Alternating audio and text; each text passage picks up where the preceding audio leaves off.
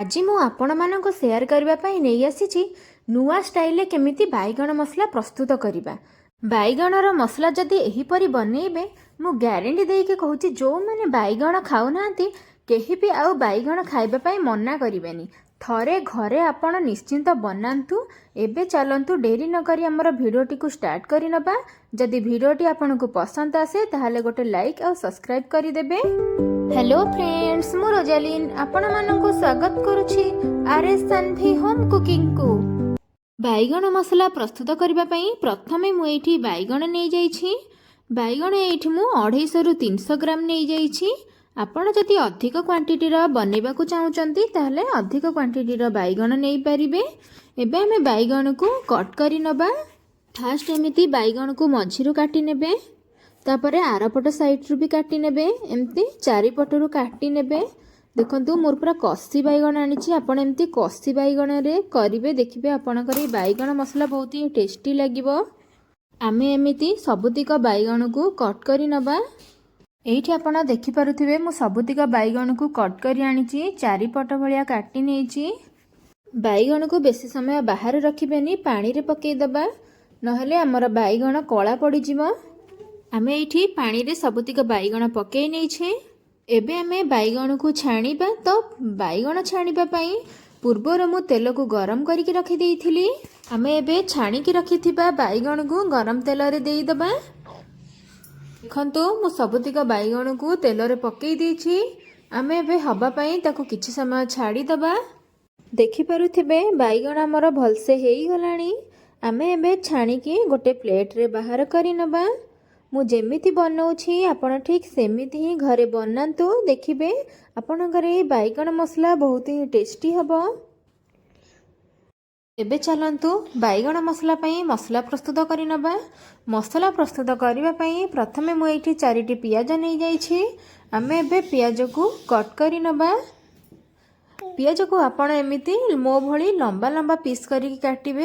छोट छोट पीस करिकि काटिबेनी, जेहेतु आमे बैगण मसला प्रस्तुत करूछे तो सेथि पई आमे पियाज को लंबा लंबा पीस करिकि काटि नबा। आपण चाहिले एथिरे अधिक क्वांटिटी रो भी पियाज यूज करि परिबे, कारण हमर जेते पियाज पड़िबो तार टेस्ट ही बहुत ही भलो आसीबो। एठी मो सबुतिक पियाज को लंबा लंबा पीस करिकि काटि नेछि। एबे आमे टमाट काटि नबा। टमाट एठी मो 2टा नै जाईछि। आपण चाहिले अधिक भी नै परिबे। बैगण मसला रे जदि किछि खट्टा जिंस न पड़े ताले तो खाइबा को ही बहुत ही फीका लागिबो। सेथि पई आमे 2टी टमाट दे दोछे। टमाट को एठी मो लंबा लंबा पीस करिकि काटि नउछि। राग पई एठी मु 3टी कंचा लंका नै जाईछि। कंचा लंका को हमें मझिरु कट करि नबा। आपण जेतिकी राग करिबा को चाहुचंती सेही अनुसार आपण कंचा लंका यूज करिवे। एठी मु किछि रसुण रो चोपा छडे कि नै जाईछि। एबे हमें सबु रसुण को गोल गोल टाइप रो काटि नबा। एठी देखंतु मु जेमिति काटुछि सेमिति ही आपण काटि नेबे। एठी देखंतु हमें सबु मसला को भलसे काटि नेछे।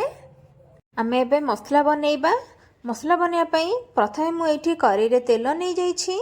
तेलटी हमर एठी गरम हे गला परे सेथिरे आमे किछि सुखिला मसला पकेइबा। तो एठी मु 2टी गुजराती देई दोछि, 3-4टी लवंग, 5-6टा गोलमरीच। ए सबु आमे बैगण मसला रा स्मेल बढ़िया पई देई दोछे। मसला को टिके हल्का हल्का भाजी नेबे। एबे आमे सेथिरे देई देबा पूर्वरु काटिकी रखिथिबा कड्डा पियाज को। पियाज को आमे टिके हल्का हल्का भाजी नबा। पियाज हमर एठी हल्का हल्का भाजी होई गलानी। आपण बेसी कड़ा की भाजीबेनी, जस्ट एमती ही हल्का से भाजी नेबे। एबे आमे सेथिरे देई दबा काटिकी रखिथिबा टमाट को। टमाट को पियाज सहित हल्का हल्का भाजी नबा।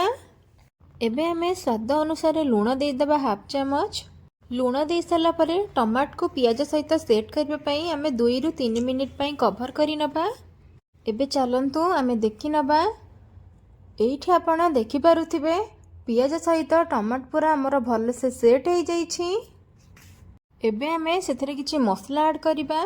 तो एठी मु गोटे छोट चमच धनिया गुंड नै जाउछि, गोटे छोट चमच देई दबा गरम मसला, गोटे चमच देई दबा चिकन मसला, ବାଇଗଣ ମସଲାର ଭଲ କଲର୍ ଆଣିବା ପାଇଁ ସେଥିରେ ଆମେ ଦେଇଦେବା 1 ଚାମଚ କାଶ୍ମୀର ଲଙ୍କା ଗୁଣ୍ଡ, ଲାଷ୍ଟକୁ ଦେଇଦେବା 1 ପିଞ୍ଚ ହଳଦୀ ଗୁଣ୍ଡ।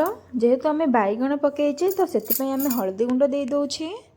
ଏବେ ଆମେ ସବୁତିକ ମସଲାକୁ ପିଆଜ ଆଉ ଟମାଟୋ ସହିତ ଭଲସେ ମିକ୍ସ କରି ନେବା। ବର୍ତ୍ତମାନ ପର୍ଯ୍ୟନ୍ତ ଆପଣ ମୋ ଭିଡ଼ିଓଟି ଦେଖିଲେଣି। ଭିଡ଼ିଓଟି କେମିତି ଲାଗିଲା ପ୍ଲିଜ୍ କମେଣ୍ଟରେ ମୋତେ ନିଶ୍ଚିନ୍ତ ଜଣାଇବେ। ଯଦି ଭଲ ଲାଗିଥିବ ତାହେଲେ ଗୋଟେ ଲାଇକ୍ କରିଦେବେ। ଆପଣ ଯଦି ମୋ ଚ୍ୟାନେଲରେ ନୂଆ ଆସିଥିବେ ତାହେଲେ ସବସ୍କ୍ରାଇବ୍ କରିଦେବେ। ମସଲାକୁ ପିଆଜ ଆଉ ଟମାଟୋ ସହିତ ସେଟ୍ କରିବା ପାଇଁ 2ରୁ 3 ମିନିଟ୍ ପାଇଁ କଭର୍ କରି ନେବା। ଏବେ ଚାଲନ୍ତୁ ଆମେ ଦେଖି ନେବା। ଏଇଠି ଆପଣ ଦେଖିପାରୁଥିବେ ପିଆଜ ଟମାଟୋ ସହିତ ଆମର ମସଲା ବି ଭଲସେ ସେଟ୍ ହେଇଯାଇଛି। ମସଲା ଭଲସେ ହେଇସାରିଲା ପରେ ଛାଣିକି ରଖିଥିବା ବାଇଗଣକୁ ଆମେ ସେଥିରେ ଦେଇଦେବା। ଏଇଠି ଦେଖନ୍ତୁ ମୁଁ ବାଇଗଣକୁ ମସଲାରେ ପକେଇ ଦେଇଛି। ଏବେ ଆମେ ସବୁତିକକୁ ଭଲସେ ମିକ୍ସ କରି ନେବା। ଭଲକି ମିଶାଇ ସାରିଲା ପରେ ତାର ଭଲ ଫ୍ଲେଭର ଦେବା ପାଇଁ ସେଥିରେ ଆମେ ପୂର୍ବରୁ କାଟିକି ରଖିଥିବା ରସୁଣକୁ ଦେଇଦେବା। ଆଉ କିଛି କଟା କଞ୍ଚା ଲଙ୍କାକୁ ବି ଦେଇଦେବା। ଏସବୁକୁ ପକାଇ ସାରିଲା ପରେ ଆମେ 2ରୁ 3 ମିନିଟ୍ ପାଇଁ କଭର୍ କରି ନେବା। କଭର୍ କରିବା ଦ୍ୱାରା ଆମର ରସୁଣର ସ୍ମେଲ୍ଟା ପଳେଇଥାଏ, ଯାହାଦ୍ୱାରା ଖାଇବାକୁ ବହୁତ ହି ଟେଷ୍ଟି ଲାଗିଥାଏ। ଏଇଠି ଦେଖନ୍ତୁ ଆମର ରସୁଣର ସ୍ମେଲ୍ ବି ଭଲସେ ପଳେଇ ଯାଇଛି। କେତେ ବଢ଼ିଆ ସେ ଆମର ବନିଯାଇଛି ବାଇଗଣ ମସଲା, କେତେ ବଢ଼ିଆ କଲର୍ଫୁଲ୍ ଦେଖାଯାଉଛି। ଆପଣ ପ୍ଲିଜ୍ ନିଶ୍ଚିନ୍ତ ଘରେ ବନାନ୍ତୁ, ସମସ୍ତଙ୍କୁ ଖୁଆନ୍ତୁ। ଦେଖିବେ ଏଇ ଟାଇପ୍ର ବାଇଗଣ ମସଲା ଘରେ ବନେଇଲେ ବାର ବାର ଖାଇବାକୁ ଇଚ୍ଛା କରିବେ। ଏଇଠି ଆମର ପ୍ରସ୍ତୁତ ହୋଇଯାଇଛି ନୂଆ ଷ୍ଟାଇଲର ବାଇଗଣ ମସଲା। ଆପଣଙ୍କୁ ଯଦି ମୋର ଏଇ ଭିଡ଼ିଓଟି ଭଲ ଲାଗିଥିବ ତାହେଲେ ଗୋଟେ ଲାଇକ୍ କରିଦେବେ। ଆପଣଙ୍କ ଫ୍ରେଣ୍ଡସ୍ମାନଙ୍କୁ ବହୁତ ପରିମାଣରେ ସେୟାର କରିବେ। ଆପଣ ଯଦି ଆହୁରି ନୂଆ ନୂଆ ଭିଡ଼ିଓ ଦେଖିବାକୁ ଚାହୁଁଛନ୍ତି ତାହେଲେ ମୋତେ କମେଣ୍ଟ ସେକ୍ସନରେ କମେଣ୍ଟ କଲେ ମୁଁ ନିଶ୍ଚିନ୍ତ ନେକ୍ସଟ ଭିଡ଼ିଓରେ ଆପଣଙ୍କୁ ଦେଖେଇବି। ଏଇଠି ଆମର ତିଆରି ହେଇଯାଇଛି ନୂଆ ଷ୍ଟାଇଲର ବାଇଗଣ ମସଲା। ଆପଣ ପ୍ଲିଜ୍ ଘରେ ଟ୍ରାଏ କରନ୍ତୁ। ଆପଣ ଯଦି ମୋ ଭିଡ଼ିଓ ସବୁବେଳେ ଦେଖିବାକୁ ଚାହୁଁଛନ୍ତି ପାଖରେ ଥିବା ବେଲ୍ ଆଇକନ୍କୁ ଅଲ୍ ଅପସନ୍ ପ୍ରେସ୍ କରନ୍ତୁ। ରହୁଛି, ଧନ୍ୟବାଦ।